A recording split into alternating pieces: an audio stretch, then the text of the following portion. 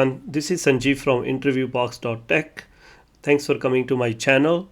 In today's video, I'm going to talk about files input-output operation, like how you can read from the file, how you can write to the file, and I will go, like how you can create a file if it's not there.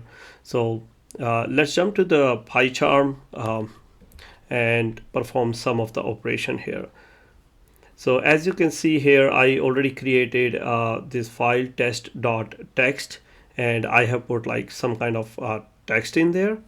So let's create a Python file to perform some operation on this test.txt file.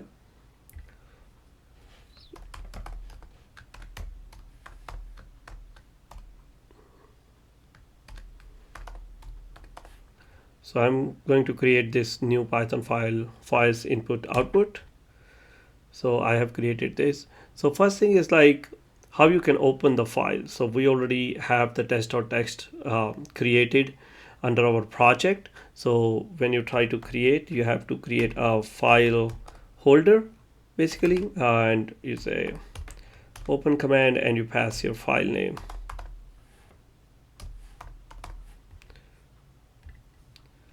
So you created a file holder, my file, and then you are basically trying to open the file.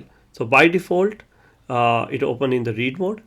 So for example, if you try to execute this, so you will not see any output, but you just open your text file here.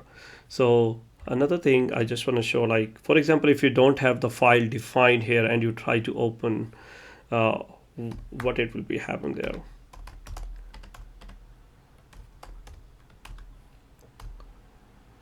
For example,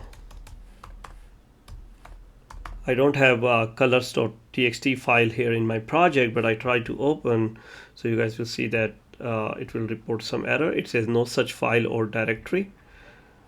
So you can see this error in like two condition. One is like if you don't have your file defined in your current project. Second, if you will pass the path here and the path and the file does not exist at that particular path, so you will also see the same error. So let me comment it out this one.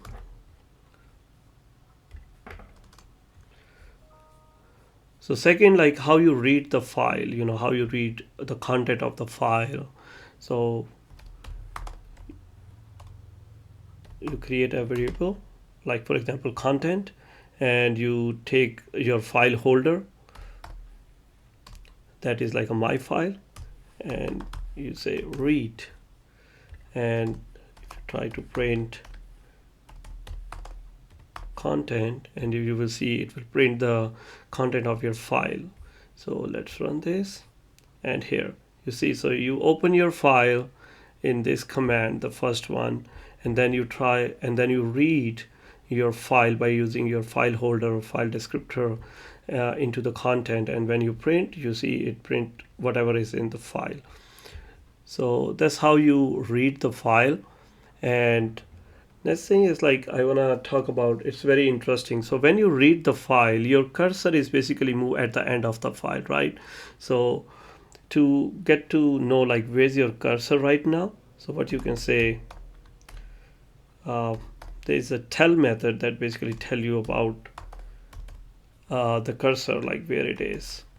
So when you will run this, it will tell you the cursor. So for example, if I ran this now, right, so you open the file, you read the file, and you see it says 90. So that's your cursor location. That will be like, after the file, very end of the content in your file. So how you can change it, like for example, if you try to read your file again, right, let me just say, I just want to show you, like, you read file once and then you try to read again, you will not see any output because it's just blank there. You already read that and your cursor is at the end of the file. So this is just to print a message like read file again, and you say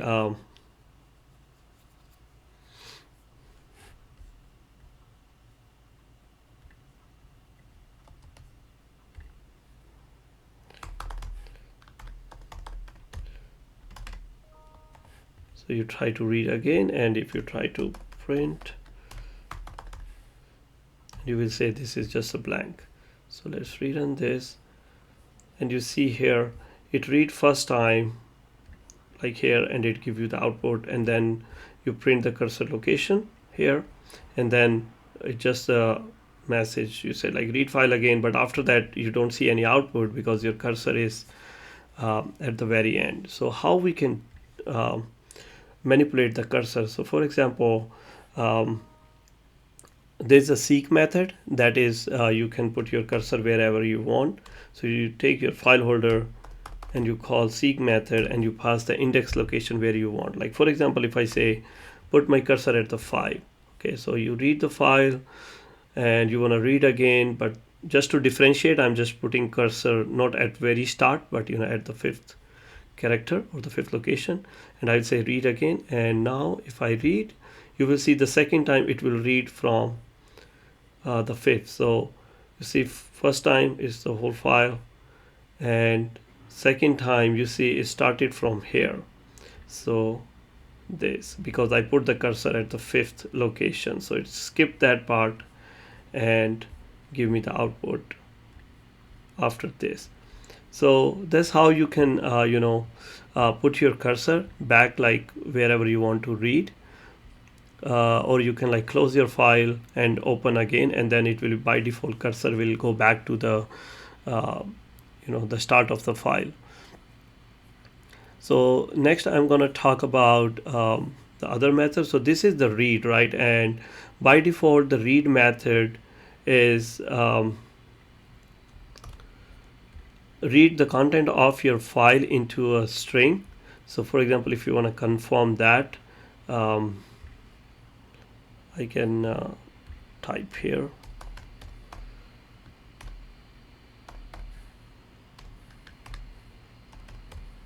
So if you want to see like what's the data type of this content variable, and if I run this, and you will see it says it's a class type of string.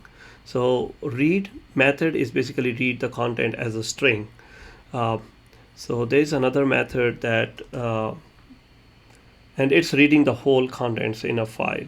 So if you just want to read like one line in your file, then you can say or you just say line, you create like one variable, and you take your file descriptor and say read line. When you print line, so it will just give you like a one line. Oh, so you have to move your cursor back to because your cursor is at 90th. So let's move to the start, and now okay, so you see after cursor, and then you read like file using the read line method. So it just basically read the one line from your file. So read line method, if you just want to go line by line, so that is the one.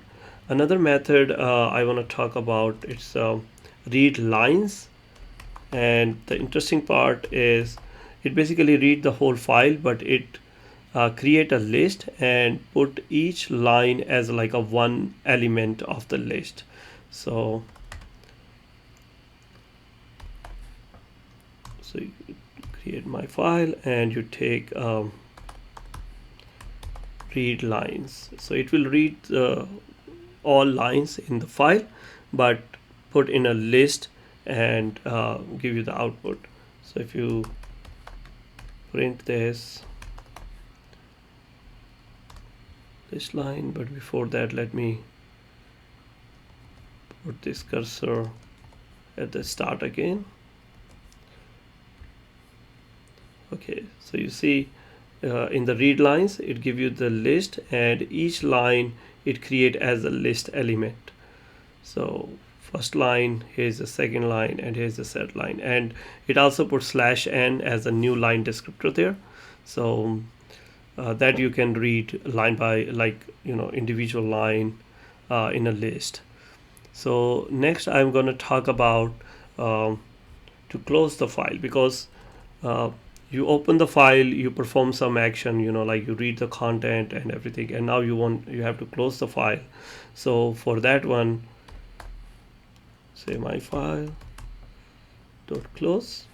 So that will basically close your file. So if you want to confirm that yes, your file is closed, you can say my file dot close. So it will give you like a boolean value like true or false. So let's run this.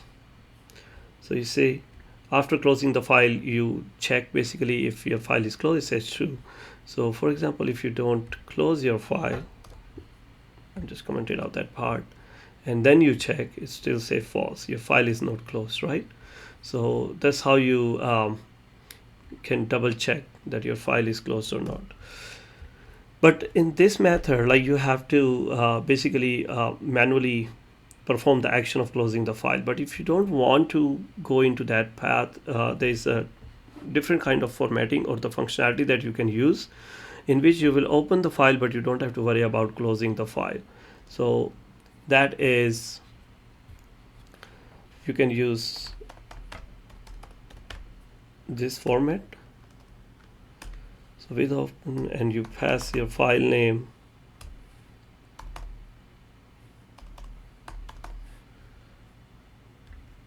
and by default it's again the read method, but if you want to mention, you can say R as like a read,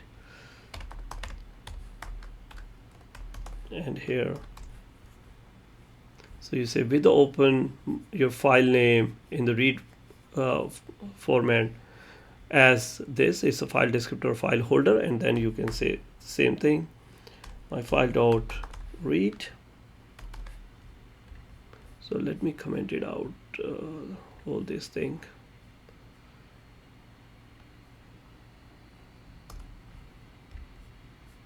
Okay, you don't even need this because we already have that.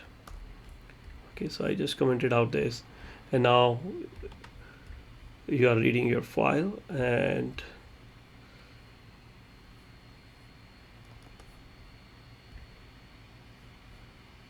okay, you have to read in some variable. So again the same thing, you print content. So here's the same thing, you read your file. So in this case, when you use this formatting, you don't have to worry about closing the file.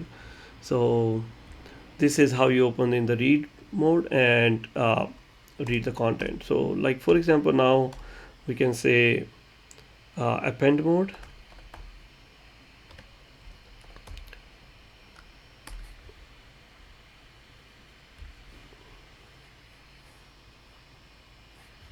So let's open the file again.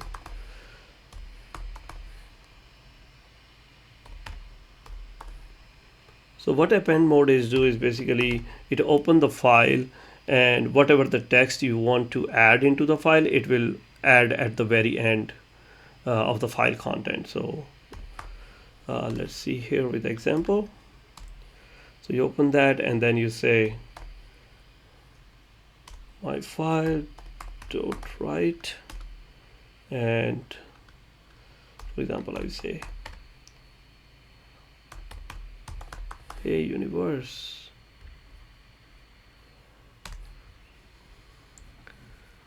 So you open the file, you append the file, and now you can so when you will come out of this, it's already closed your file, and now you can open again, and then you can read your file. So if I say with open, or I can just copy paste this thing here, it will be easy. Instead of this, I will say updated file, and just try to print this here. Okay, let's try to run this. Okay, so you see first time when you are reading like with this method, kind of it's reading up to here, and then you add hey universe, and then you read again the file, and you see it added this hey universe very end, so it appended that. So that's how you can add that. um, Another thing I want to show about like the write method, and the write method I want to show with one thing. For example, if you don't have like file created, right? So right now I already have file, but you want to create a new file at the same time with writing some content in there. So you can say with open, don't have any file, but for example say uh, xyz dot text in the write mode. So what he's gonna do is it will create xyz file, and whatever you're gonna pass in there, it will just write that content.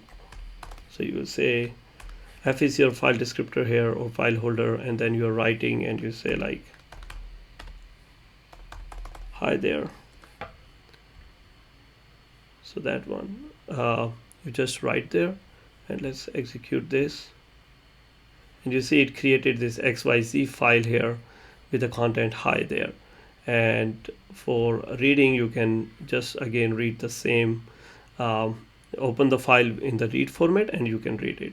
So that's all the operation that you can have on a file. Like if you don't have file, you can create with the write method.